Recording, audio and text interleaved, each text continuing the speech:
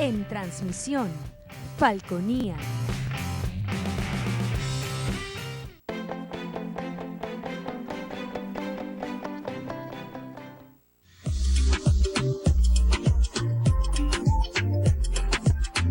Este programa es de tipo informativo y de opinión, que contiene elementos de lenguaje, salud, sexo y violencia puede ser presenciados por niños, niñas y adolescentes sin la supervisión de sus padres, madres, representantes o responsables. Somos tu canal, somos Falconía.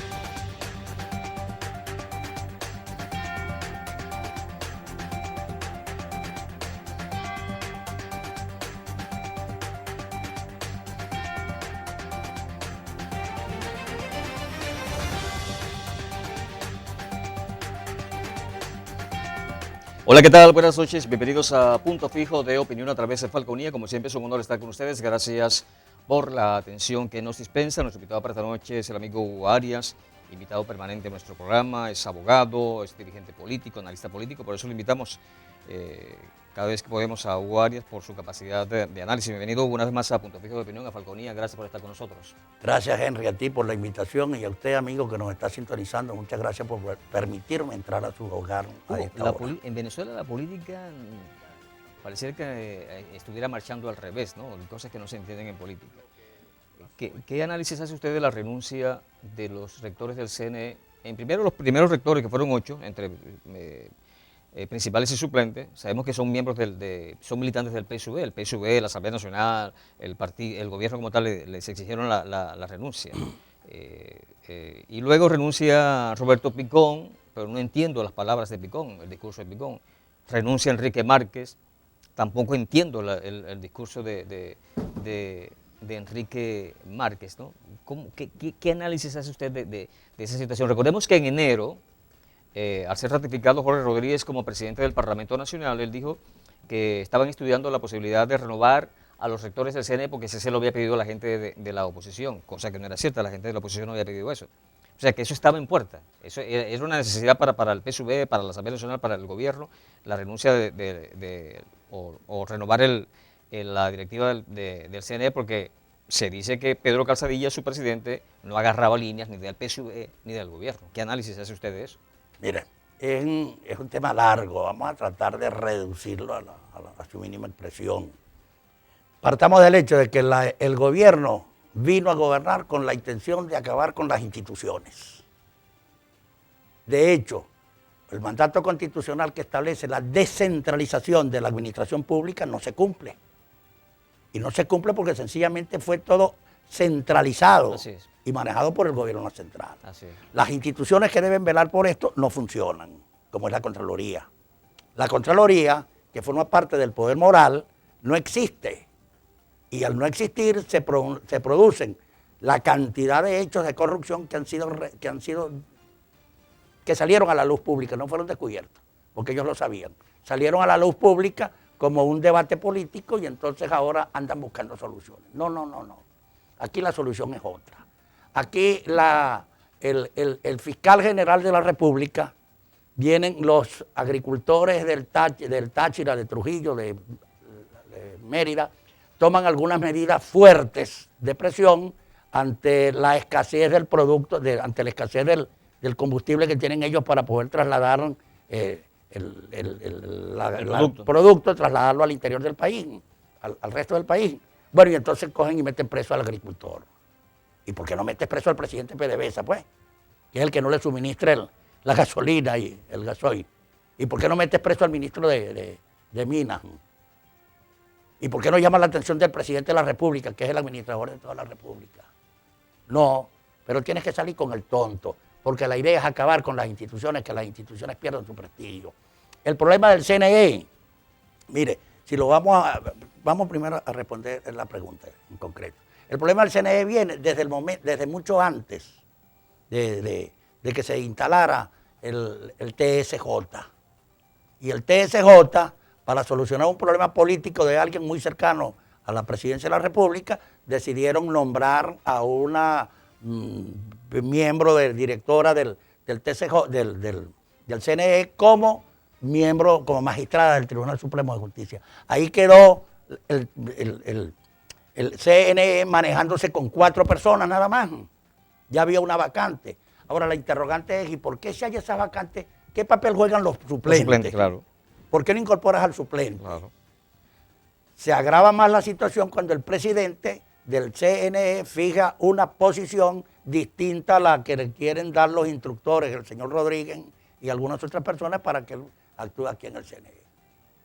Al final lo convencieron para que renunciara y los que renuncian son 2, no 3, porque la otra abandonó el cargo y son 2 figuras distintas. ¿Ok? Entonces renuncian 2. ¿Y por qué tienes que llevarte a los suplentes? ¿Y por qué estas dos renuncias no las cubres con los suplentes? ¿O es que los suplentes son figuras decorativas? Pero más grave se pone el asunto. Entonces cuando aparecen estos 2, los 2 que la gente dice que son de oposición, bueno, y vamos a pensar que es verdad, pero que nacen producto, tengo entendido, de un acuerdo en las conversaciones de México, de nombrar el CNE 3-2, y estaba 3-2. ¿Se va a seguir manteniendo esto? Cambiaron las reglas del juego. El gobierno no va a seguir manteniendo los acuerdos que asume en conversaciones en el extranjero, porque ves que tu posición en este momento se está haciendo cada vez más difícil.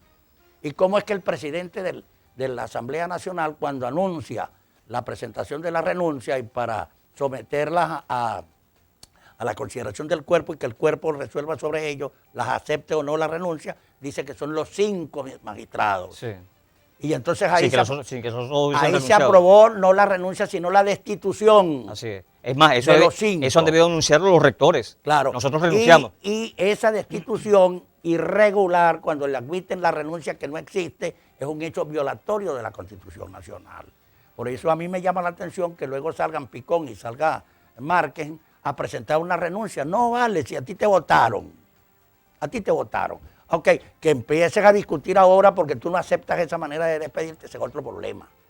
Ese es otro problema y tenías que llevarlo al TSJ porque hay una violación a la Constitución por parte de la Asamblea Nacional cuando él toma esas medidas. ¿Ve? Entonces, aquí hay una confusión. Es posible que el enredo lo traten de arreglarlo ratificando en el cargo a los 2 últimos que renunciaron. Pero a los 2 primeros que sí renunciaron y a la que abandonó el cargo, a eso sí los van a cambiar porque uno de estos que está renunciando en este momento se había peleado con las personas que lo incluyeron allí y estaba teniendo muchas discusiones y algunas cercanías con la gente de la oposición. Entonces, esto presenta ese problema y lo que nos está demostrando es que el CNE es un órgano que como parte, como rama del poder público nacional, es inexistente.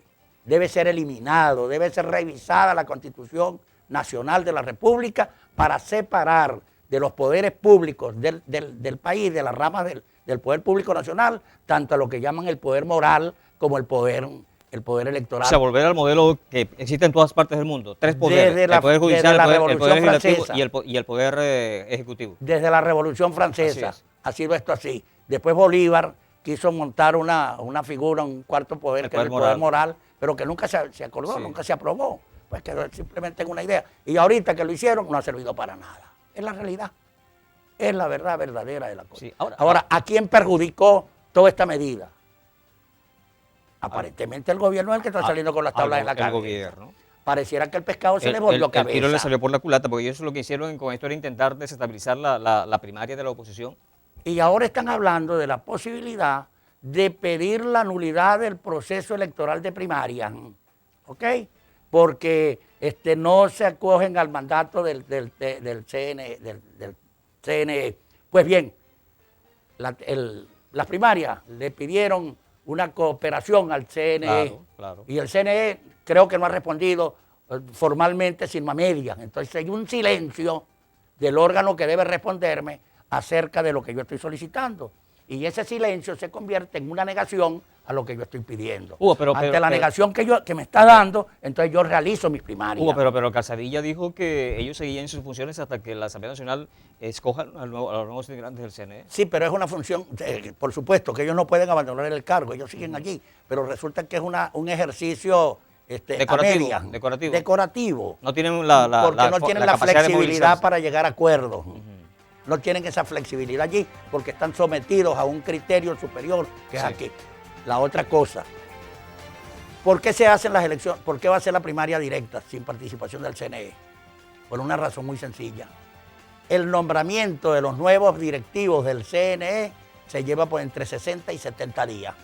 Los distintos lapsos que hay allí que deben cumplirse, que no pueden adelantarse, que no pueden eliminarse, porque ese es el procedimiento que manda la ley. Es decir, esos nuevos directivos del CNE deberían estar apareciendo para el mes de agosto. A fines de agosto. A fines de agosto. Y la elección es en octubre. ¿Cómo en escasamente 30 días tú me vas a dar criterios sobre un proceso electoral de semejante magnitud como es esta nuestra? Pero Calzadilla decía que todo lo que ellos habían planificado seguiría viento en popa, si lo entendí yo a Pedro Calzadilla, el día que anunció la renuncia. Eso puede ser verdad, pero cuando lleguen los sustitutos, las personas que van a sustituirlos, van a seguir con ese criterio. Debieran seguir. Fijan un nuevo criterio. Debieran seguir. Esa es la interrogante. Por eso es que entonces las primarias deben hacerse en la forma como lo acordó la comisión de primarias. Sí, y en todo caso la oposición escoge a su candidato como le dé su regalada gana. Así de sencillo. Pidió la cooperación del TCJ, del CNE, y el CNE no lo atendió como debía ser, no dio la respuesta. Ante ese silencio, yo me acojo al mandato de la ley, yo me acojo al criterio que más convenga a mis intereses y hago efectivo el proceso electoral interno. Bien, hacemos el corte comercial y ya continuaremos conversando con Hugo Arias, abogado, dirigente político, analista político. Este es Punto Fijo de Opinión a través de Falconía. No se aparten, ya regresamos.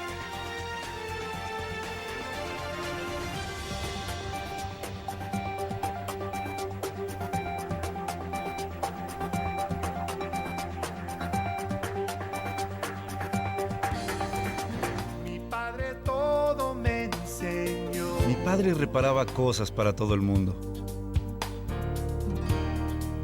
Era un ejemplo para mí. ¿Y yo? Bueno, yo solo sostenía la luz. Siempre ayudó a todos en necesidad.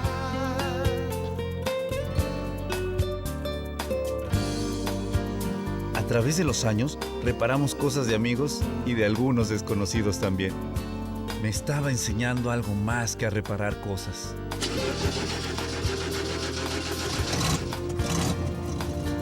Enseña haciéndolo. Pásala. Con ejemplo enseña. Un mensaje de la Fundación para una Vida Mejor.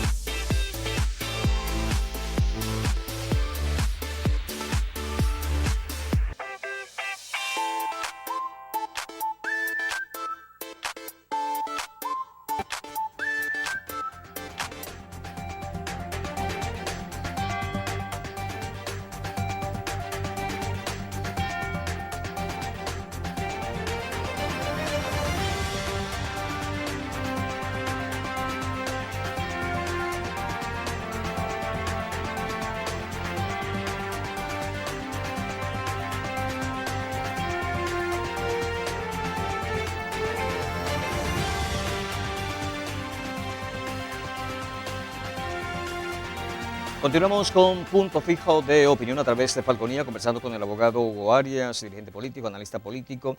Ahora, Hugo, no sé cuál es la apreciación de usted, ¿no? Creo que es diferente a la mía, pero yo tengo la ligera impresión de que el CNE, porque el CNE en Venezuela nace con el chavismo, anteriormente se llamaba Consejo Supremo Electoral, el órgano electoral. El CNE más creíble ha sido esta última directiva del CNE, desde mi punto de vista. Tal vez no comparado con el Consejo Supremo Electoral. Carlos Delgado Chapellín, quien fue su presidente por muchos años, creo que Ezequiel Zamora se llamaba un gran técnico y que fue rector del CNE y que defendió siempre ese proceso y que se acusó, Chávez siempre acusaba al Consejo Supremo Electoral, incluso Tenisay Lucena llegó a acusar al Consejo Supremo Electoral y dice, la persona más cuestionada en toda la historia, la funcionaria electoral más cuestionada en toda la historia del país, ¿no? Cuestionaba al Consejo Supremo Electoral. En el 98 el Consejo Supremo Electoral dio como ganador a Hugo Chávez. Si hubiese sido tramposo, no da como ganador a Hugo Chávez porque el tipo era como una mosca en la leche. Pues. Sin embargo, dieron como ganadora a Chávez y luego cuando la constituyente también dieron como ganadora a Hugo Chávez. No sé, repito, si con la misma moral de ese Consejo Supremo Electoral, pero desde mi punto de vista, esta última directiva del Consejo Nacional Electoral había sido como que la que mejor nombre tenía, como que la mejor apariencia tenía. Sí, de los Consejos Supremos Electorales, el CNI, estamos hablando, la más digerible era esta última. Y era más digerible porque habían dos personajes allí que estuvieron siempre identificados con el sector opositor en Venezuela. Y el presidente había sido ministro en el gobierno de Chávez, pero mantenía una posición de equilibrio. Sí. Entonces estábamos hablando, y habían dos, por supuesto, que están muy vinculadas al gobierno. Entonces, estábamos entonces dentro de un CNE que realmente tendía a buscar el equilibrio con un presidente que no estaba a favor de ninguno de los dos, sino que estaba a favor de la racionalidad. O sea, tiene su posición política, por supuesto. Exacto. Pero se mantenía. Y entonces por eso es que deciden cambiarlo. Porque así no le conviene, al gobierno. Porque el gobierno lo que quiere es acabar con las instituciones. Y el gobierno lo que quiere es hacer las elecciones cuando a ellos les parezca. Y hacer el proceso cuando ellos quieran. Y presentar a los candidatos cuando les dé la gana. Y eso no es lo que dice la ley dice otra cosa. Distinto fue los directivos de del Consejo Nacional Electoral, no, del Consejo Supremo Electoral pasado, ¿verdad? En los 40 años anteriores, que estaba integrado por personas no vinculadas al gobierno y mucho menos identificados con el partido de gobierno. Y la gente le tenía credibilidad a ese Consejo Nacional Electoral, a ese Consejo Supremo Electoral, y había mucho respeto y mucha aceptación en las cuestiones que ellos planteaban, en que ellos decían, porque mantenían las puertas abiertas para conversar con todo el mundo. Aquí no, con este no, estos son ellos. Sí. Aquí de pronto dice un directivo del partido político del gobierno, las elecciones van a ser mañana, y es porque ya ellos habían acordado que sea mañana. Es decir, le quitan la potestad al Consejo Nacional Electoral de cuáles son las funciones que deben hacer y las asumen desde el punto de vista político, partidista. Eso no es así. Ese es como, por ejemplo, el caso de las elecciones que dicen, las elecciones de presidente las vamos a hacer en enero. Chicos, pues no las puedes hacer en enero. El artículo 42 de la ley de los procesos electorales en Venezuela te dice cuándo debe ser. Tiene que haber concordancia entre la fecha de la elección y el órgano que se va a reemplazar a quienes lo dirigen por unas nuevas personalidades electas. Eso lo dice con esa palabra. Tiene que haber concordancia entre la fecha de la elección y la toma de posesión.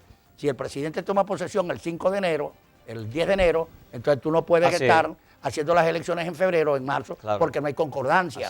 Deberías buscar dentro de los 6 últimos meses del mandato, es lo que tú lo Sí, ahora Hugo, aquí en Venezuela y el mundo entero sabe que a Nicolás Maduro no lo quiere nadie como presidente de Venezuela, que el chavismo es un modelo que se agotó, porque nos ha conducido a la miseria, a la pobreza, al hambre incluso. Este modelo se agotó.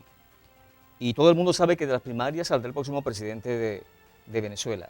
Si este CNE era esta última directiva era la más creíble de toda la existencia del Consejo Nacional Electoral como tal, ¿por qué hacerlo de esta manera? ¿Qué buscan? ¿Desmotivar a la gente a que vote? Porque en todo caso, eso no dependería del gobierno. Si el ciudadano es inteligente, si el ciudadano es racional, y al ver que estamos sumergidos en un sistema que nos lleva a la miseria y que cada vez vamos más hacia la miseria, hacia la pobreza, yo tengo que votar, porque quien no vota, quien no participa, está votando por el gobierno, está votando por Maduro, está votando por el chavismo, en fin. ¿Qué busca el gobierno con esto? Entonces me parece también una medida un tanto ingenua, pero más ingenuo es el venezolano que dice, no, yo no voto, ¿para qué? ¿Para qué? Al decir eso estás dándole el voto Claro, al gobierno. Claro. Mire, primero reconozcamos que el sector de la oposición, los llamados directivos entre ellos de la oposición, se han manejado muy mal en cuanto al análisis político y a la situación política que se debe revisar. Aquí, por ¿Se ejemplo, refiere a directivos de partidos políticos? de los partidos políticos, Ok. sí. Que se debe aquí, por ejemplo, se ha llamado la abstención más de una oportunidad. Así es. ¿Y qué se hizo con la abstención? Bueno, ¿Sembraste eso? sembraste allí al chavismo. Así es. Luego hiciste con la Asamblea Nacional electa en el 2015, hiciste lo que no debías hacer. Tú tenías los suficientes diputados, si eran políticos, para que manejaran esa Cámara, independientemente de los 3 que te habían quitado. Vete con los 3 al tribunal, presenta tu demanda en el tribunal, presenta tu pelea en el tribunal, pero sigue gobernando con los que te quedaron, Claro. con los 109, que era la mayoría. Que yo no vi que se pelearan esos 3 diputados. Que Yo no vi que era- los pelearan. no se pelearon, que era la mayoría que había. Todo esto, cuando tú guardas silencio, tú le estás diciendo al gobierno, estás invitando al gobierno a que ellos hagan lo que mejor les Así parece. es, lo que les dé la gana. ¿Verdad? Y entonces, esos errores tienen que reconocerse, esos errores tienen que revisarse. Ello trajo como resultado que el gobierno se hizo dueño del país, agarró a los partidos políticos, hizo con ellos los que mejor les parece, e hizo con las instituciones cualquier cantidad de cosas. Hoy, cuando estamos entonces en un proceso interno para escogencia por el candidato presidencial de la oposición, entonces comenzaron los ataques por parte de dirigentes o de algunos llamados dirigentes de los partidos de la oposición contra una candidata que está punteando las encuestas, contra la señora María Corina Machado. Y empezaron a decir lo que es y lo que no es, más lo que no es que lo que es. Y entonces tratando de desprestigiar a la persona y están peleándose contra uno que mañana pudieras tú estar parado en las calles buscándole votos también a ella, Así si es que ella llega a ser la candidata. Entonces, la política hay que saberla manejar. La política no es una cuestión de una afición. La política tú tienes que tener conocimiento de qué es lo que va a hacer, de prever qué puede suceder mañana. Si pasa esto, pasa aquello. Lo que estamos hablando aquí, habrá la posibilidad de que se reconozca que el proceso electoral de las primarias fue legalmente establecido, como lo dice la ley de procesos electorales, ¿verdad? Es decir, ¿se cumplió con ello? Así, bueno, entonces no hay problema. Pero no me vengas ahora a estar señalando a la persona por señalarla y decir, por ejemplo, muchos de la oposición señalan, es que a María Corina la van a inhabilitar. Mi pregunta es, ¿tú sabes lo que es una inhabilitación? ¿Tú sabes lo que es eso? ¿Tú sabes cuándo surge la inhabilitación? Y a María Corina tú la ves metida en algunas cuestiones de inhabilitación. O por ejemplo, en el caso de, suponte que se empiece a plantear ahora por parte de María Corina que van a inhabilitar a Prosperi, o que van a inhabilitar a César Pérez. No hay razones, no hay elementos. Jurídico no los hay. No hay nada de eso para hacer esas inhabilitaciones. Claro. Entonces no te pongas a desprestigiar a uno con Así, el otro. hacen unos análisis estúpidos. Yo los veo Entonces, estúpidos. entonces la política... Como queriendo decir que el gobierno puede hacer lo que le dé la gana. O sea, no, si tú te plantas, el gobierno no te va a hacer nada. Yo sí me pongo el caso de Lorenzo Mendoza con Industrias Polari, Empresas Polari y Escotete, el presidente de Banesco. Chávez le tenía gana, pero los Claro. tipos no se acobardaron. Claro. Por eso no les hizo nada, porque los tipos no se acobardaron, se mantuvieron firmes. Mire. Se mantuvieron firmes. Mire, la política, para el ejercicio de la política, tú debes tener lenguaje, debes conocer el lenguaje, conocer los hechos. ¿Qué es lo que encontramos nosotros cuando revisamos las redes sociales? Insultos, Así es. agresiones, agravios. Que eso es chavismo, por cierto. Eso lo introdujo la política venezolana, el sí, chavismo. Es que todo lo negativo en política lo meten allí. Entonces, pero son incapaces de reclamar lo que verdaderamente debemos reclamar. Ahora, ¿eso fue que nació así de gratis de la noche a la mañana? No, usted lo ha dicho. Eso lo trajo el chavismo. Sí. Porque el chavismo quiere gobernar bajo a partir de las cenizas de lo que ellos llamaban la Cuarta República. Y entonces han hecho lo que les da la gana y lo que mejor les parece.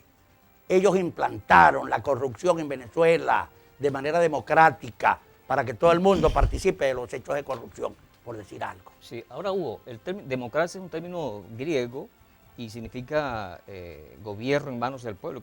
Ponle que nunca se dé eso, ¿no? Que el gobierno esté en manos del pueblo, pero en todo caso el ciudadano, quien tiene derechos y tiene deberes, es quien elige, es quien escoge. Si tenemos un gobierno, el peor gobierno de toda la historia, no solamente de Venezuela, sino de toda la historia, de toda la humanidad, y tenemos a una oposición que ha cometido muchos errores, el ciudadano debe elegir. Yo no debo dejarle mi país a alguien que ha destruido mi país y a unos que han cometido errores en política y han hecho con ello que que ha destruido mi país siga destruyendo al país. Entonces yo debo decidir, ni este ni aquel, entonces yo irrumpo y yo al menos con el voto por el que creo sea menos malo o sea el mejorcito y caramba, y decido por mi país. El ciudadano tiene la palabra en este caso. Yo te dije hace poco que este gobierno vino para acabar con las instituciones. Y entre esas instituciones está el ejercicio de la política. Es decir, están los partidos políticos. No es por obra y gracia del Espíritu Santo que los partidos no han hecho más elecciones internas para designar a sus directivos. Más de 20 años tienen los partidos políticos en Venezuela funcionando como mejor les parece. Y entonces aquí no se hace nada. Aquí no se lleva la voz, el pensamiento, el sentimiento a oídos de la gente en la calle. Pero el ciudadano tiene que hacerse de sus derechos. Ante eso el ciudadano está saliendo a la calle. Ante situaciones como esta, no es que la señora María Corina llegó allí porque ella es simpática, ella es agradable. No. Es que ella está siendo receptora de las inquietudes que la gente plantea acerca de cómo podemos reencontrarnos con el camino correcto. Y eso es lo que esta señora ha tratado de manejar, agarrar el camino que la costumbre, que las instituciones, que las leyes, que la Constitución establecen para los países, que es el camino de la verdad y del camino correcto. Ok, bien, hacemos el corte comercial y ya continuamos conversando con Hugo Arias, abogado, dirigente político, analista político. Este es Punto Fijo de Opinión a través de Falconía. No se aparten, ya regresamos.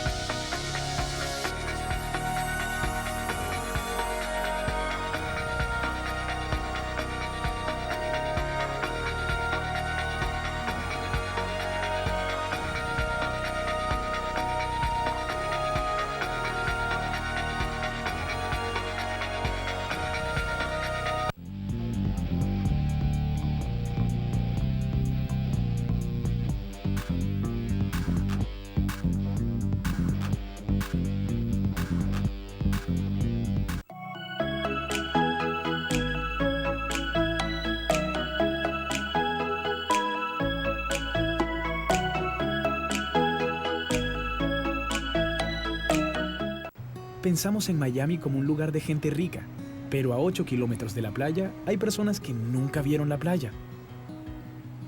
Yo no entendía cómo alguien vivía en esas condiciones en este país.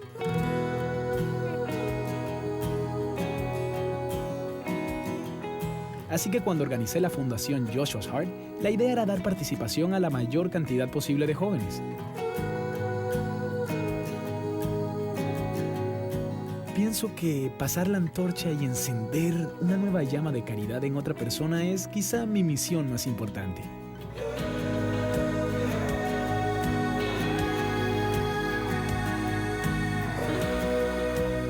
Cada uno de nosotros marca una diferencia muy grande. De eso se trata, de contribuir y fomentar la caridad en bien de todos. La caridad está en ti. Averigua más en unavidamejor.org.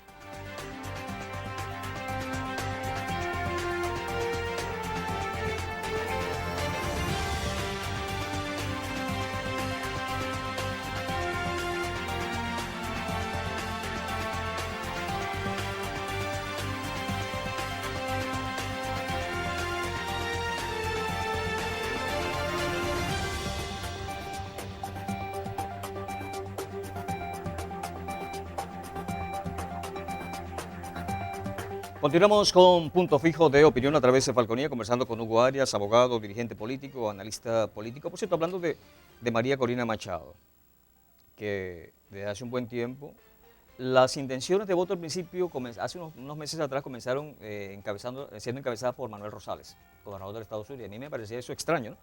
Sin embargo, hace ya unos cuantos meses, María Corina Machado viene acaparando la intención de voto por parte de quienes quieren un cambio en el país. Hay gente que a veces no da la lectura exacta del momento. En el año 1998 llegó Hugo Chávez y Hugo Chávez, ya eso estaba, el tipo iba a llegar a ser presidente, y de hecho fue electo presidente.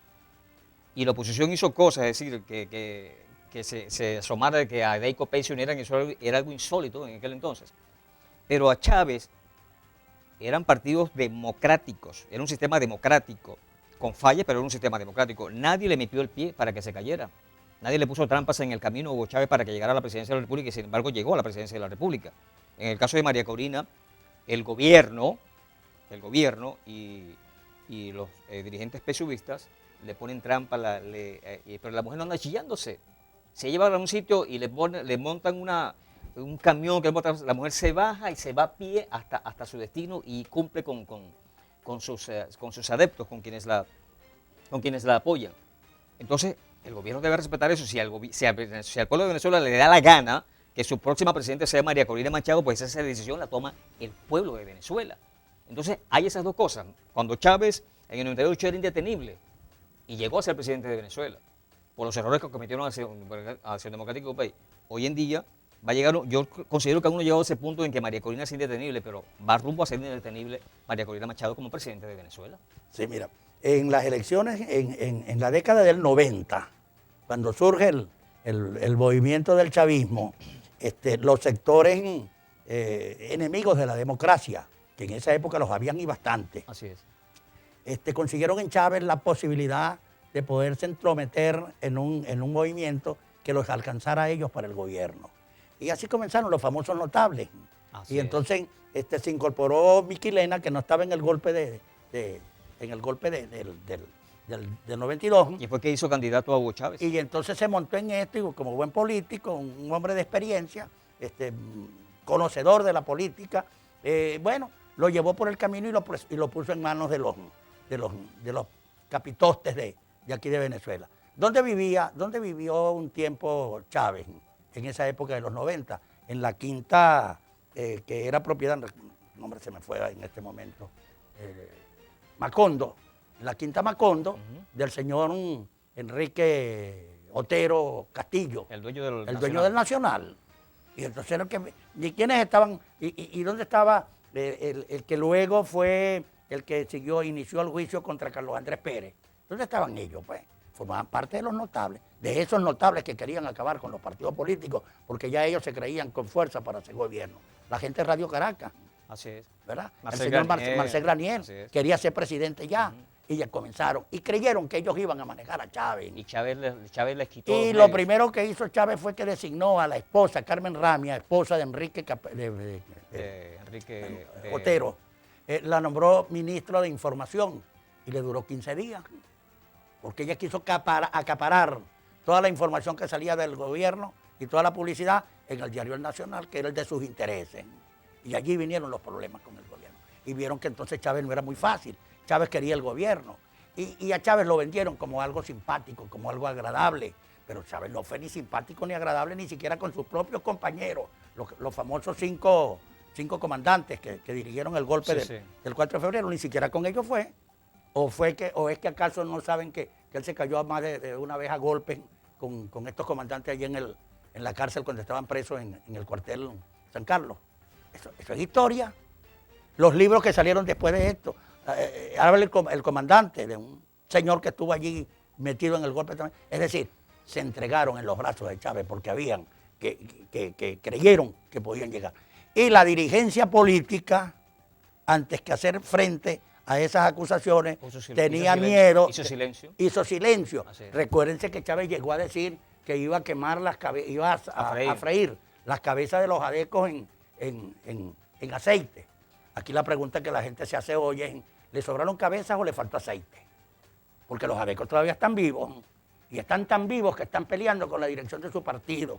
Y hoy no es una sola vez que hay en la calle, sino hay una y otra que que está simulando ser Pero, ADECO. pero no, fíjese, disculpe que la taje ahí, pero fíjese la democracia de ese entonces. El gobierno no arremetió contra el dueño de Nacional porque tenía Chávez en su No, casa, para nada, ni ni porque le financiaron la ni con campaña, Radio ni a él Caracas. ni a Radio Caracas. Nadie se metió con ellos. Hoy en día sí lo hacen. Así Hoy en es. día lo hacen con quienes intentan acariciar la campaña o ayudar en la campaña a María Corina. Lo hacen. ¿Y quién es el que inicia el juicio contra Carlos Andrés, el fiscal general de la República? Ramón Escobar Salón. ¿Quién fue el que presentó esa candidatura a la consideración del CEN de Acción Democrática para que lo representara? Gonzalo Barrios, que era el presidente de AD. ¿Y qué hizo este señor que llamaban el Pirujo, que fue diputado en el Congreso del 47, 48, y que desde esa misma fecha Rómulo lo había execrado de las filas del partido? Bueno, es la misma gente de Acción Democrática que lo utilizó para cobrarle a Pérez, el que había sido electo presidente por segunda vez. Así sencillo. Es que aquí la política perdió su esencia y no es posible que a la dirección política de los partidos de este país comenzaron a llegar unos analfabetas funcionales a pretender dirigir los partidos políticos. Sino el caso del analfabeta funcional que tenía Acción Democrática en sus filas como Luis Alfaro la Ucero. máxima figura, Luis Alfaro Ucero, quiso ser presidente de la República. Un dictador dentro de la Acción Democrática. Y los adecos mismos fueron los que lo dejaron solo, se le fueron, lo expulsaron. Y en Copey, ¿ustedes se acuerdan del famoso Donald Ramírez? Recuérdenlo, búsquenlo, para ver dónde está ahora, secretario general de Copey. Es decir, no fue en AD nomás, fue en los partidos políticos que empezaron a descomponerse. Y una vez que llegaron a ese extremo, entonces atacaron a sus miembros. ¿O es que el ataque de AD contra Pérez no fue un hecho que golpeó fuertemente a Acción Democrática porque no le dieron el derecho a la defensa dentro de AD? Sino que por una proposición se enseguida ya expulsado, y expulsaron a una cantidad más. Sí. ¿Caldera pudiera unirse a ese grupo de notables? Por supuesto que él estaba.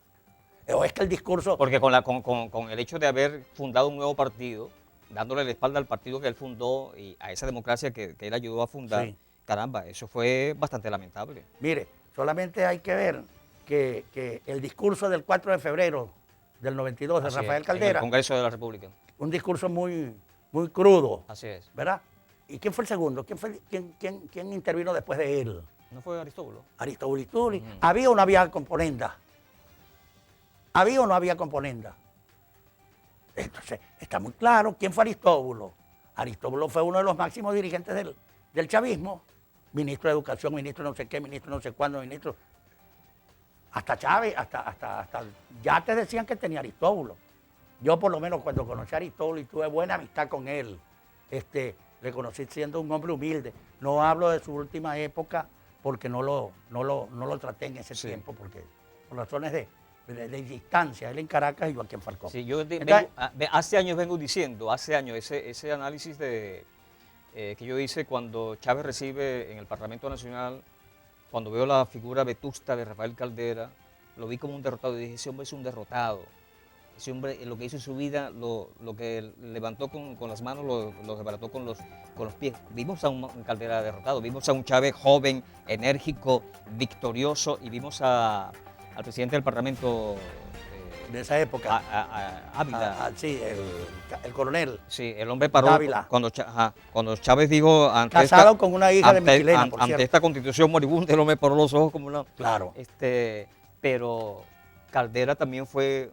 Fue cómplice. Ponle que no estuvo directo con los notables directamente, pero su accionar, lo que hizo, Claro. estaba a favor de los notables. Ok, entonces fíjate, eso pasó, luego caemos en la recuperación de los partidos. ¿Y qué han hecho los partidos políticos? Han recuperado el lenguaje, No. han recuperado los principios, han recuperado la democracia.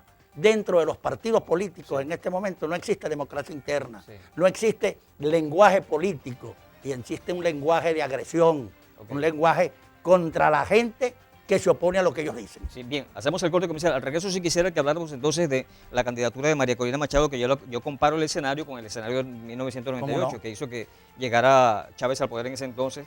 ¿Qué va a pasar con María Corina Machado? Seguimos en el próximo corte conversando con Hugo Arias, abogado, dirigente político, analista político, 3 puntos picos de opinión a través de Falconía. No se aparten, ya regresamos.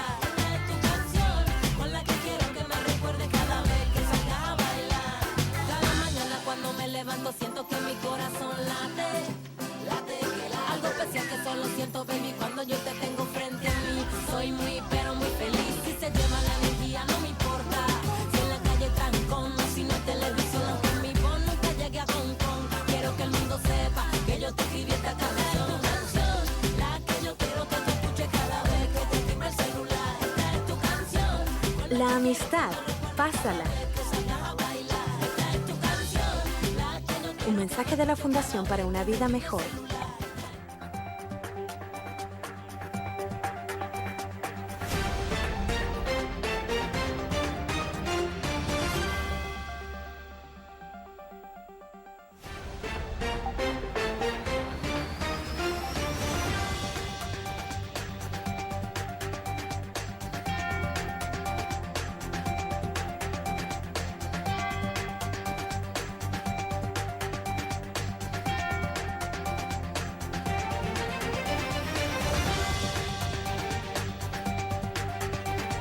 Continuamos con Punto Fijo de Opinión a través de Balconilla. Este es nuestro último segmento, conversando con Hugo Arias, abogado, dirigente político, analista político. Entonces, en el segmento anterior puse la cuestión en 98, la candidatura de Hugo Chávez. A Chávez nadie le metió el pie para que se cayera y Chávez fue electo presidente de Venezuela y cambió la política en Venezuela. María Corina Machado, hoy en día, es la quien viene aglutinando el deseo de la gente de cambio de Venezuela, se personifica en María Corina Machado. Pero entonces el gobierno trata de meterle el pie a María Corina Machado. ¿Qué podemos decir hoy, o qué puede decir hoy en día Hugo Arias en relación a la candidatura de María Corina Machado sin intención de ir en detrimento del resto de los candidatos, ¿no? Todos son candidatos y todos están haciendo una campaña. El que no he visto haciendo campaña realmente es el Conde del Guácharo. Y yo sabía que iba a llegar a un techo y va bajando como a la espuma, pero no lo he visto haciendo campaña. El resto de los candidatos están haciendo campaña, pero en relación a la candidatura de María Corina Machado, que tiene la preferencia del pueblo venezolano, ¿qué puede decir Hugo? Sí, mira, con respecto al Conde, es probable que la candidatura del Conde se infló al comienzo y entonces está desinflándose en este momento. Y se desinfla precisamente porque el Conde no es político. Él es un actor, un buen actor, cómico y un buen empresario, hay que reconocerlo, con un lenguaje muy de pueblo, pero se ha rodeado quizás de algunos políticos que no tienen la suficiente capacidad política para hacer valer la formación que tiene el código, que tiene el Conde en su aspiración a ser presidente de la República. Y si tú no tienes un buen respaldo político de la gente que tienes más cercana, por supuesto que no vas a ascender. En el caso de los demás candidatos, mire, yo no vengo aquí a hablar mal de ningún candidato en lo particular. Hay candidatos que tienen buena opción para llegar, hay otros que no tienen opción, pero tú no puedes negar el derecho a que aspiren, y están aspirando. ¿Por qué no se puede negar? ¿Y por qué es mi llamado a mejorar el lenguaje? Lo escribí recientemente, lo digo hoy aquí en la estación, que debemos cambiar el lenguaje y no hacer de nuestros compañeros aspirantes enemigos entre sí, porque mañana nos vamos a reunir. Yo creo que la unidad nace el día 23 de octubre. El 22 se elige el candidato y el 23 ese candidato tiene que reunirse con el resto de los candidatos que participaron en el proceso electoral de la primaria para conformar el equipo de trabajo que va a defender el derecho de la democracia a gobernar en Venezuela. No es que va a venir porque aquel, que el otro, no. Y vamos aquí a tener la misma responsabilidad. Y viene el de los que se llaman adecos en resistencia, y vendrá el de COPEI, es decir, los que están participando, y con eso constituimos el cuadro de trabajo. Este señor Pérez Viva, la señora Delsa Solórzano, etcétera, conformarán todos un equipo y vamos a hacer la unidad alrededor del que gane. Si la señora María Corina no gana, ella tiene que formar parte de este equipo y no pensar que ella se va a postular aparte ahora porque ganó el candidato X. No, señor. No, señor. Esa es la verdadera unidad. Y la verdadera unidad nace con un programa de gobierno. Un programa de gobierno que podamos cumplir. Y un programa de gobierno donde nosotros participemos como gobernantes. La organización nuestra también, para que tenga responsabilidad. Claro. No es que yo participo como gobernante, pero a mí no me quieren abrir las puertas del gobierno. No, no es así. Mire, hay una anécdota muy interesante, muy curiosa, que yo siempre la cuento, y fue cuando se fue a instalar el gobierno de la ancha base de 1958-59. Y es que Betancur le pidió a cada partido que le presentara 3 ministros, porque habían 9 ministros. Y entonces COPEI llevó a sus 3 candidatos, y URD llevó sus 3 candidatos, y Acción Democrática llevó sus 3 candidatos. Y cuando Rómulo recibe los de AD, le dice que no, que están equivocados, que a los ADECO no le corresponden 3, sino 2. Entonces preguntan por qué, y dice Betancur, porque el tercer ministro soy yo. Y el cargo que queda libre aquí de ministro es el del ministro de la Defensa, que es independiente. Entonces los ADECO no pueden tener el presidente y tres diputados. Lo mismo puede pasar con la señora, que si es que ella queda de presidenta, o con el que quede de candidato a la presidencia de la República. Aquí hay que mejorar el lenguaje, recuperar el lenguaje para unirnos. Hay una verdad verdadera. Lo que dicen las encuestas, buenas, malas o como las quieras ver, pero todas las encuestas ponen a encabezar a la señora María Corina. Así es. La ponen, por algo será. Yo no sé si es que la señora María Corina tiene tanto dinero que es capaz de comprar a todas las encuestadoras de Venezuela para que digan que ella es la que está en primer lugar.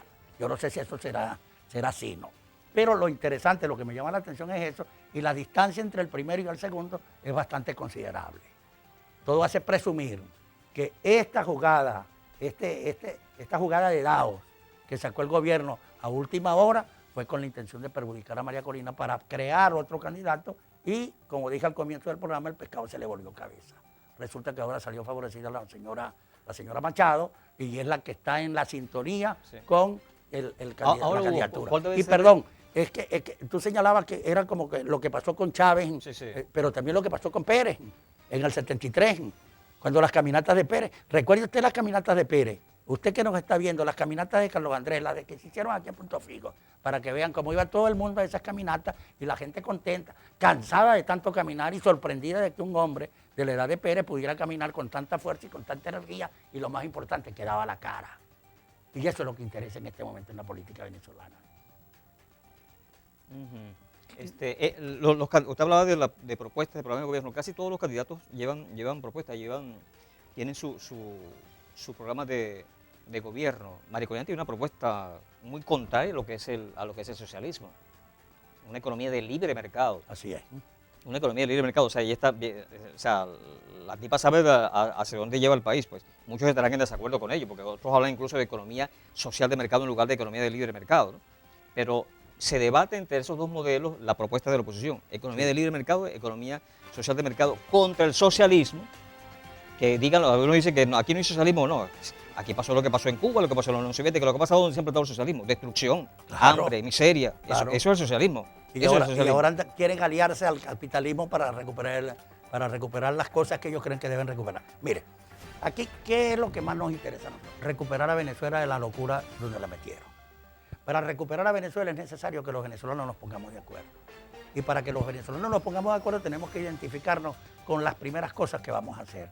Por eso digo que la unidad nace el 23 de octubre, para que se ponga en vigencia a partir del día 10 de enero del año 2025.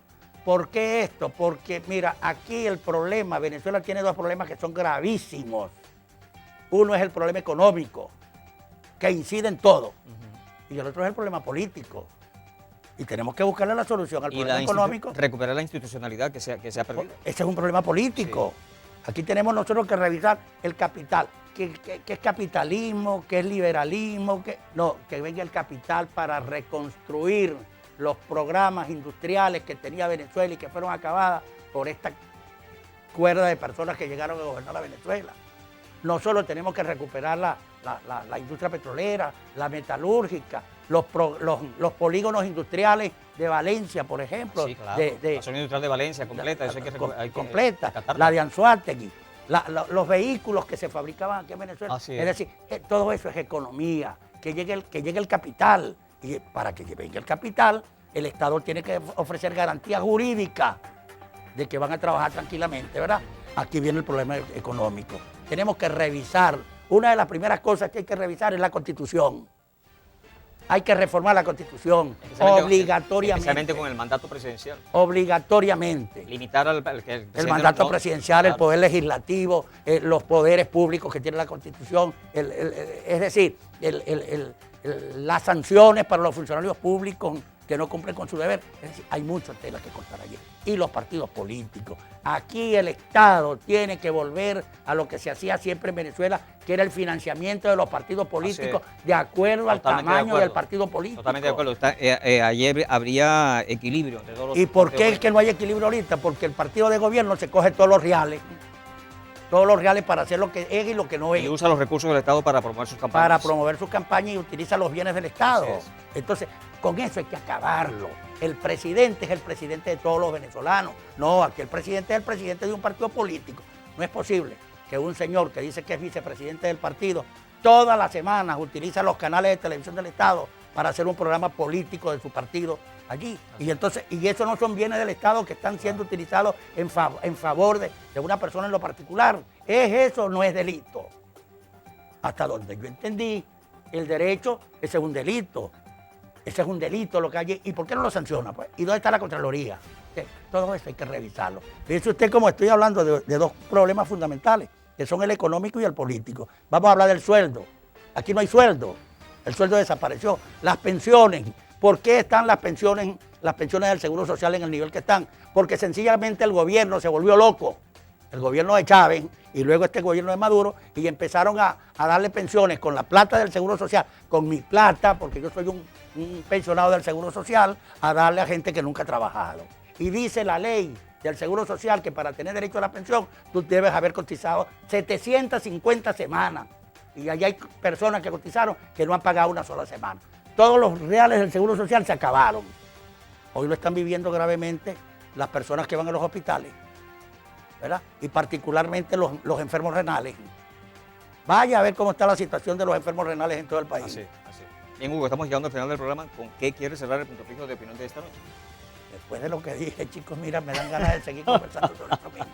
Sin embargo, no hay que perder la esperanza. Nosotros, no importa, con este CNE, con el otro CNE, con el que venga, nosotros vamos a ganar las elecciones, porque el pueblo venezolano quiere cambiar. El pueblo venezolano quiere sacar a esta gente a como de lugar. Y los quiere sacar porque fracasaron en su mandato. Entonces, ¿qué necesitamos los venezolanos? ¿Qué debemos hacer los venezolanos? Unirnos. La unidad de verdad, no una unidad pegada con saliva corta, una unidad cierta. Y esa unidad la vamos a lograr después que tengamos el candidato presidencial el 23 de octubre. Con los que participaron y con los que no participaron, nosotros tenemos que abrir las puertas para reunir el mayor número de venezolanos que vengan a apoyar las cuestiones que nosotros queremos traer para Venezuela. Bien, gracias a Hugo Arias, abogado, dirigente político, analista político. A ustedes muchísimas gracias por la atención dispensada. La invitación es cordial para mañana cuando desde las 10 hasta las 11 de la noche estaremos con otro punto fijo de opinión a través de Falconía. Buenas noches, un abrazo, hasta mañana y Dios les bendiga.